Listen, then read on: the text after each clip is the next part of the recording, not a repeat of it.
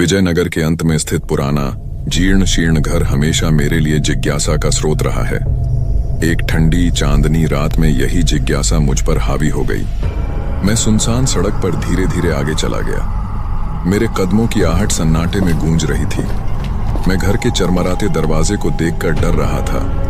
एक धीमी भयानक चीख के साथ वह दरवाजा खुल गया, मानो मुझे अंदर आमंत्रित कर रहा हो। जैसे ही मैंने दहलीज पार की, मैं डर से कांपने लगा।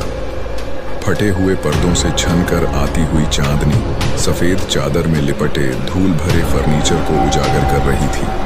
दीवारों पर उदास आंखों वाले पूर्वजों की पेंटिंग लगी हुई थी।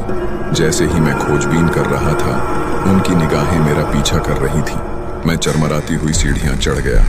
तभी अचानक किसी के रोने की आवाज सुनकर मैं रुक गया। आवाज का पीछा करते हुए मैं अंधेरे कमरे में पहुंचा। मेरा दिल तेजी से धड़कने लगा। वहां मैंने उसे देखा।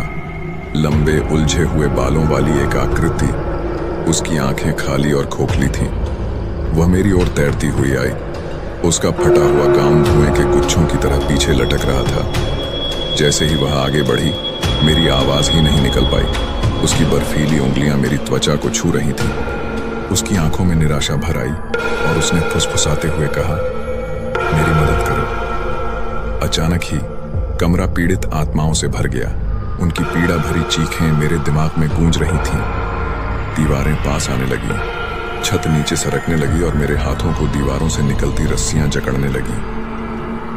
मैं उनकी पकड़ से बचने के लिए संघर्ष कर रहा था। मैं बहुत घबरा गया और तभी अचानक मेरी नींद खुलती है।